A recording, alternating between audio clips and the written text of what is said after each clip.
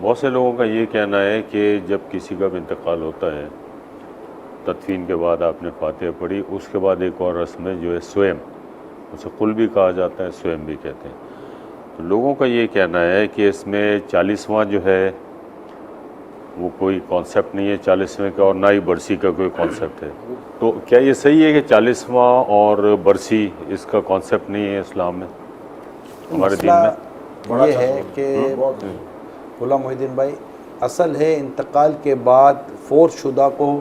ثواب پہنچانا، ایصال ثواب جس کو ہم کہتے ہیں،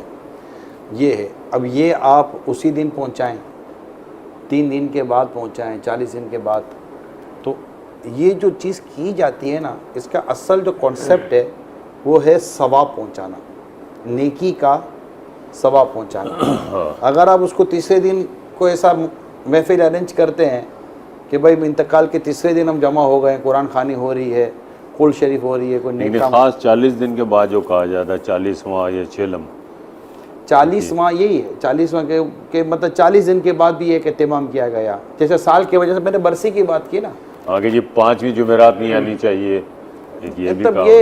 یہ دیکھیں بہت ساری چیزیں جو ہے نا یہ ایک باتوں کی حد تک ہیں، مگر اصل تصور یہ ہے کہ آپ انتقال کیے ہوئے شخص کو، فوت کیے ہوئے شخص کو ثواب،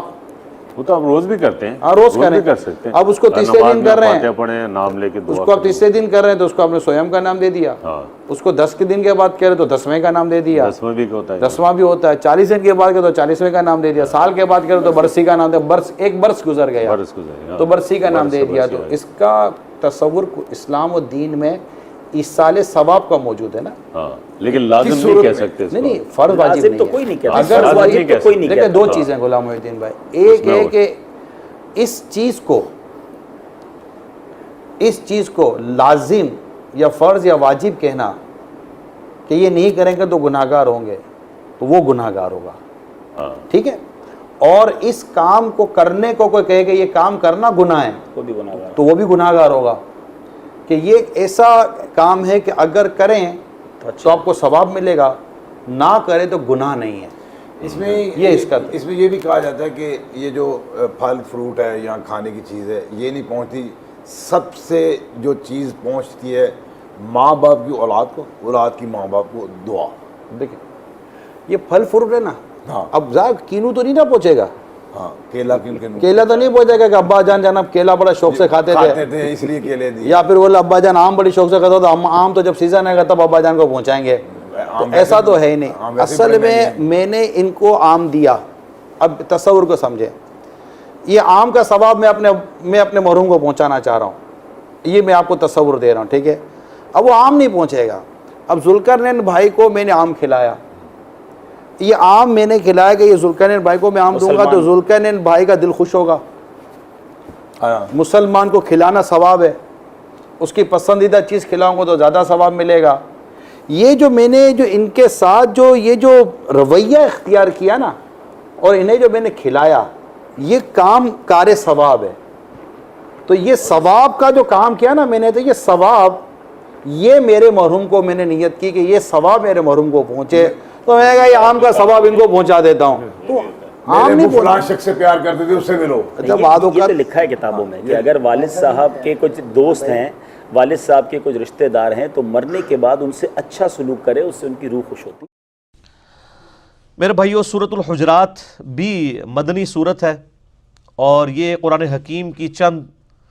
جامع ترین صورتوں میں سے ہے۔ آپ دیکھ لیں کہ اس کی کل آیات صرف 18 ہیں، لیکن ان 18 آیات کے اندر بے شمار مضامین کور کر دیے گئے ہیں۔ یہی وجہ ہے کہ ہمارے کالج لیول کے اوپر، یونیورسٹی لیول کے اوپر جو یعنی دینیات یا اسلامیات پڑھائی جاتی ہے، اس میں ایز اے سلیبس اس صورت کو شامل کیا جاتا ہے بیچلر لیول کے اوپر، کیونکہ اس کے اندر کئی ایک اہم مضامین ہیں جو ہماری ایک سوشل لائف سے ریلیٹڈ ہیں، ایک اچھے معاشرے کے اندر کیا خوبیاں ہونی چاہیے، وہ اس کے اندر ڈیٹیل کے ساتھ چیزیں ڈسکس کی ہیں۔ اللہ تعالیٰ نے خصوصاً 8 ایسی چیزوں کا ذکر کیا ہے جو بہت اہم ہیں ایک معاشرے کے لیے۔ انشاءاللہ میں ان چیزوں کو بھی کور کروں گا۔ اعوذ باللہ من الشیطان الرجیم، بسم اللہ الرحمن الرحیم۔ یا ایھا الذین آمنوا لا تقدموا بین یدی اللہ ورسولہ، اے ایمان والو مت آگے بڑھا کرو اللہ اور اس کے رسول سے، واتقوا اللہ، اور اللہ کا تقوی اختیار کرو، اللہ سے ڈر جاؤ، ان اللہ سمیع علیم، بے شک اللہ تعالیٰ سننے والا ہے، علم والا ہے۔ یعنی یہ پہلی آیت ہی اس میں قیامت مضمر ہے، کسی بھی معاملے میں اللہ اور اس کے رسول سے آگے نہیں بڑھنا۔ یعنی بعض اوقات یہ بھی ہو سکتا ہے کہ کوئی شخص اپنی محبت میں اللہ تعالیٰ کے ساتھ یا نبی صلی اللہ علیہ وآلہ وسلم کی عقیدت کے اندر کچھ ایسے عقائد و نظریات جو ہے وہ امت کو بتانا شروع کر دے یا خود اڈاپٹ کرنا شروع کر دے اعمال کی شکل میں، جو اللہ اور اس کے رسول عز و جل و صلی اللہ علیہ وآلہ وسلم نے تعلیم نہ فرمائے ہوں، اور وہ اسے اللہ کی محبت کا تقاضا یا عشق رسول کا تقاضا سمجھ رہا ہو۔ یعنی مثال کے طور پر دن رات کے اندر اللہ تعالیٰ نے مسلمانوں پہ 5 نمازیں فرض کی ہیں، ان میں بھی فرض رکعتوں کی تعداد 17 ہے، 2 فجر کی، 4 ظہر کی، 4 عصر، 3 مغرب اور 4 عشاء۔ اب کوئی شخص اپنی محبت میں یہ کلیم کرے نہیں جی میں مغرب کے بھی 4 فرض پڑھوں گا 3 کی بجائے، زیادہ ہی ہے نا، کم تو نہیں ہے۔ یہ اللہ اور اس کے رسول سے آگے بڑھنا ہے۔ ایک بالکل موٹی سی مثال ہے، اگر اس کی آپ ہمارے معاشرے کے اندر پریکٹیکل یعنی امپلیکیشنز دیکھیں تو یعنی ہمارا اس وقت انڈیا پاکستان بنگلہ دیش کا معاشرہ جو ہے وہ تو لت پت ہے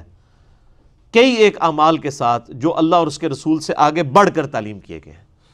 اور اللہ اور اس کے رسول عز و جل و صلی اللہ علیہ وآلہ وسلم کی محبت میں ہی وہ چیزیں کلیم کی گئی ہیں،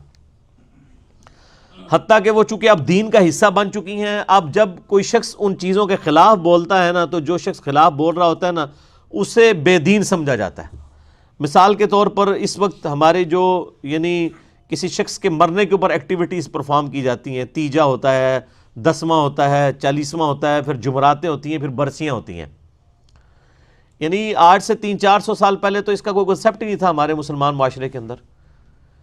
چاہے جائے کہ اللہ اور اس کے رسول صلی اللہ علیہ وآلہ وسلم کے دور کی بات کی جائے، اور اب یہ حالت ہو چکی ہے کہ ایک مسلمان کا مرنا لوگوں نے مشکل کر دیا ہے۔ یعنی مرنے کے لیے بھی اب کم از کم 40-50 ہزار روپے چھوڑ کے مرے تو تب بھی اس کے پچھلے جو ہیں کوئی ایکٹیویٹی پرفارم کر سکتے ہیں، ادروائز پچھلوں کے لیے مصیبت بن جاتی ہے اگر کوئی مر جائے۔ ایون اب تو یہ جو امیر لوگ ہیں انہوں نے تو باقاعدہ 40ویں کے کارڈ چھاپنے شروع کر دیے ہیں، شادی کارڈز کی طرح،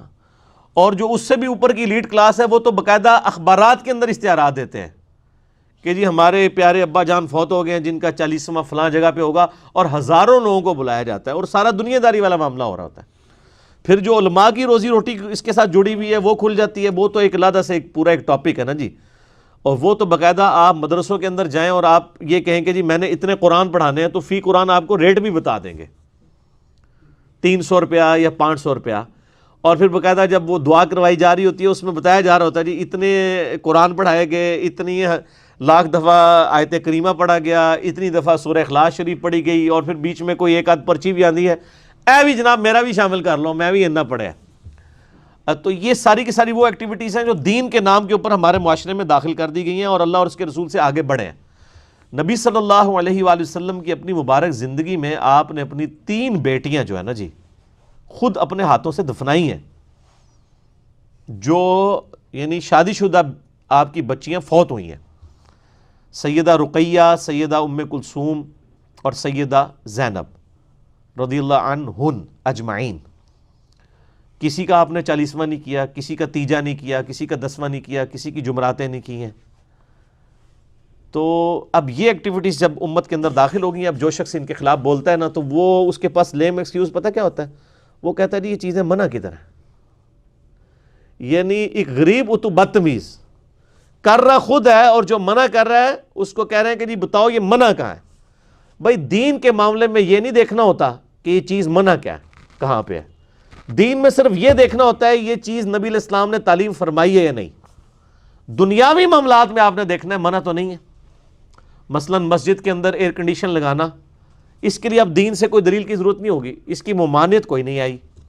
قالین بچھانے کی ممانعت کوئی نہیں آئی ہے۔ اسی طریقے سے مسجد میں پنکھے لگانا یا اسی طریقے سے لائٹنگ کے لیے یہ اہتمام کرنا، ان ساری چیزوں کی کوئی ممانعت نہیں آئی ہے، یہ دنیاوی اعتبار سے ریکوائرمنٹ ہے اور نہ یہ دین کا حصہ ہے۔ کوئی شخص نماز پڑھتے ہوئے یہ تو نیت نہیں کرتا نا یعنی اوپر اس قالین کے اور نیچے اس پنکھے کے، منہ طرف خانہ کعبہ شریف، جو دماغ میں نیت کوئی بھی حاضر کر رہا ہوتا ہے بندہ، تو یہ دین کا حصہ تو نہیں ہوتا، یہ دین کو سپورٹیو چیز ہے۔ آج اگر کوئی شخص حج پہ جاتا ہے ہوائی جہاز میں بیٹھ کے، تو وہ کوئی دین نہیں بن گیا، وہ دین کو سپورٹیو چیز ہے ہوائی جہاز میں بیٹھنا۔ آپ ہوائی جہاز میں جائیں، پیدل جائیں، بائی روڈ جائیں، حج ہو جائے گا۔ حج کی ایکٹیویٹیز میں اگر آپ کوئی چیز ایسی داخل کر دیں گے، جیسے وہ ایک پیر صاحب فوت ہو گئے ہیں، ہمارے پاکستان کے تھے، ان کی باقاعدہ یوٹیوب پر ویڈیو رکھی ہوئی ہے کہ ایک بندے نے آ کے کہا جی مجھے طواف کی دعائیں نہیں آتی، تو میں نے اس کو بتایا کہ جی ہر طواف کے چکر میں وہابیوں کو گالیاں نکالا کرو، یعنی گالیاں انہوں نے تعلیم کی۔ تو حالانکہ طواف کی بھی دعائیں کوئی نہیں ہیں، طواف کی ایک ہی دعا ہے جو ہر بچے کو آتی ہے، ربنا آتینا فی الدنیا حسنہ وفی الآخرۃ حسنۃ وقنا عذاب النار۔ طواف کی جتنی دعائیں آپ کو 3 صفحوں کی یعنی ملتی ہیں نا، یہ مولویوں نے لکھی ہوئی ہیں، یہ کسی ضعیف حدیث میں بھی نہیں آئی ہوئی ہیں، خود بنائی ہوئی ہیں انہوں نے۔ اور میرا خیال پیچھے انٹینشن یہی تھی کہ حج کو مشکل کر دیا جائے تاکہ علماء کہیں کہ ہم نے بھی کچھ عرض کیا ہے، وہ کتابیں بھی ان کی بکنی شروع ہو جائیں۔ ورنہ اگر ایک ہی دعا ہو تو اتنی موٹی موٹی کتابیں ان کی بکیں، وہ لکھا ہوتا ہے پہلے چکر کی دعا، دوسرے چکر آپ ہی چڑھے نے انہوں کولوں بنائی ہیں دعاواں، تو پہلے چکر کی دعا، دوسرے چکر، یہ سب کچھ اللہ اور اس کے رسول سے آگے بڑھنے والی بات ہے۔ اس کو شریعت کی ٹرمنالوجی میں کہا جاتا ہے بدعت، یعنی دین میں جو خود سے چیز داخل کی جائے۔ بخاری اور مسلم کی متفق حدیث ہے، نبی صلی اللہ علیہ وآلہ وسلم نے فرمایا من احدث فی امرنا ھذا فہو رد، جس نے ہمارے دین میں جو تعلیمات میں نے تعلیم کی ہیں اس میں کوئی چیز خود سے داخل کر دی، وہ مردود ہے۔ اس کے لیے یہ نہیں دیکھا جائے گا منع کہاں کیا ہے۔ بڑی موٹی سی مثال ہے، نبی صلی اللہ علیہ وآلہ وسلم نے کہاں پر منع کیا ہے کہ جنازے کی اذان نہ دی جائے اور عید کی اذان نہ دی جائے؟ لیکن عید کی اذان نہ بریلوی دیتے ہیں، نہ دیوبندی دیتے ہیں، نہ اہل حدیث دیتے ہیں، نہ شیعہ دیتے ہیں۔ اذان دینا تو کوئی برا کام تو نہیں ہے نا، اکثر وہ کام کر رہے ہوتے کہتے ہیں جی کیڑا چنگا برا کام ہے جی، سامنے کھانا رکھ کے اللہ کا کلام ہی پڑھے نا جی، یہ کیڑی کوئی غلط گل ہو گئی ہے۔ تو سر اللہ کا وہ کلام جو نبی علیہ السلام نے تعلیم فرمایا اذان کی شکل میں، وہ آپ عید کی نماز جو سال کے بعد ہوتی ہے اس کے ساتھ تو آپ اذان نہیں دیتے، اس وقت آپ کو کیوں نہیں خیال آتا؟ وہ کہیں گے جی نبی علیہ السلام نے نہیں دی تھی، ان کو کہیں آپ کا تو یہ کرائٹیریا ہی نہیں ہے کہ آپ نے کیا ہے نہیں، آپ کہتے ہیں جی منع کہاں ہے؟ تو عید کی اذان منع کہاں ہے؟ منع تو کہیں پہ نہیں ہے۔ وہ کہیں گے نہیں جی چونکہ تعلیم نہیں نہ فرمائی اس لیے نہیں دیتے۔ تو سر یہ جو آپ کچھ نئی کہانیاں شروع کی ہوئی ہیں، یہ کہاں پہ تعلیم کی ہوئی ہیں؟ جمعراتیں ہیں اور 10ویں اور 40ویں، یعنی اب آپ کو سمجھ آ گئی بات؟ منع بھی کر دیا آپ علیہ السلام نے۔ یہ جو میں نے بخاری مسلم کی حدیث پڑھی ہے، من احدث فی امرنا ھذا، جس نے ہمارے امر میں، ہمارے حکم میں جو ہم نے تعلیم کیا ہے کوئی چیز داخل کی، فہو رد، وہ مردود ہے۔ اور اس سے بڑھ کے وہ خطرناک روایت ہے جو صحیح مسلم میں ہے، انٹرنیشنل نمبر کے مطابق 2005، امام باقر علیہ السلام جو امام جعفر کے والد ہیں اور امام زین العابدین کے بیٹے ہیں، امام حسین علیہ السلام کے پوتے، امام باقر نے وہ روایت کیا ہے جابر بن عبداللہ سے، صحیح مسلم 2005، کہ نبی صلی اللہ علیہ وآلہ وسلم جب کبھی جمعے کا خطبہ دیتے یا کوئی بھی تقریر کرتے، اس کے شروع میں آپ یہ الفاظ ضرور بولا کرتے تھے، اما بعد فإن خیر الحدیث کتاب اللہ، آگاہ ہو جاؤ حمد و صلات کے بعد کہ سب سے بہترین کلام اللہ کی کتاب ہے، وخیر الہدی ہدی محمد صلی اللہ علیہ وآلہ وسلم، اور بدترین کام وہ ہیں جو، اور سب سے بہترین راستہ محمد صلی اللہ علیہ وآلہ وسلم کا ہے، وشر الامور محدثاتها، اور بدترین کام وہ ہیں جو خود سے دین میں داخل کر دیے جائیں، وکل محدثۃ بدعہ، اور ایسے تمام کام بدعتیں ہیں، وکل بدعۃ ضلالہ وکل ضلالۃ فی النار، اور یہ بدعتیں جو ہیں یہ گمراہیاں ہیں اور تمام گمراہیاں دوزخ میں لے جانے والی ہیں۔ یہ آخری الفاظ کہ تمام گمراہیاں دوزخ میں لے جانے والی ہیں، یہ اسی سند کے ساتھ سنن نسائی کے اندر الفاظ موجود ہیں، باقی سارے مسلم شریف میں ہیں۔ تو جب آپ نے فرما دیا کہ سب سے بہترین کلام اللہ کی کتاب اور نبی علیہ السلام کا طریقہ سب سے بہترین ہے، اور بدترین کام وہ ہیں جو خود سے دین میں داخل کر دیے جائیں، تو آپ نے کیٹیگوریکلی ہر چیز کو منع فرما دیا۔ ایک ایک چیز کو تو منع نہیں کرنا تھا نا، ماشاءاللہ امت نے اتنا کچھ شروع کرنا سی کہ وہ پوری ایک لسٹ بن جاندی، اس کی بجائے ایک کیٹیگوریکل جملہ بول دیا کہ جی بہترین کلام اللہ کی کتاب ہے اور بہترین طریقہ وہ ہے جو محمد صلی اللہ علیہ وآلہ وسلم کا ہے، بس اس کے علاوہ جتنے کام دین میں داخل کیے وہ بدترین گمراہی ہے۔ بات ختم ہوگی۔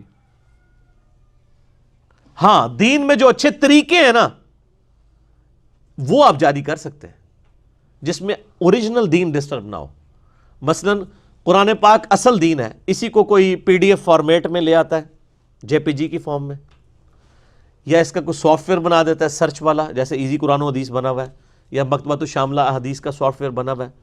یا امام بخاری امام مسلم نے حدیث کی کتابیں حدیثیں جمع کر کے ایک بکش فارم میں دے دی. حالانکہ نبی علیہ السلام یا صحابہ کی حضرت ابو بکر کا تو کوئی آپ کو صحیح ابو بکر یا صحیح عمر یا صحیح عثمان یا صحیح علی تو نہیں ملتی نا. تو اس وقت زبانی حدیثیں یاد کی جا رہی تھی, پھر آہستہ آہستہ انہی کو ریٹن فارم میں لے آئے. یہ اسلام میں ایک اچھا طریقہ تھا. یہ دین میں نیا چیز داخل تب ہوتی جب یہ حدیثیں خود سے بنا کے داخل کی جاتی, اور اس کی جو ثبوت میں نبی علیہ السلام نے خود ہی فرما دیا. صحیح مسلم میں حدیث ہے, جس نے اسلام میں اچھا طریقہ جاری کیا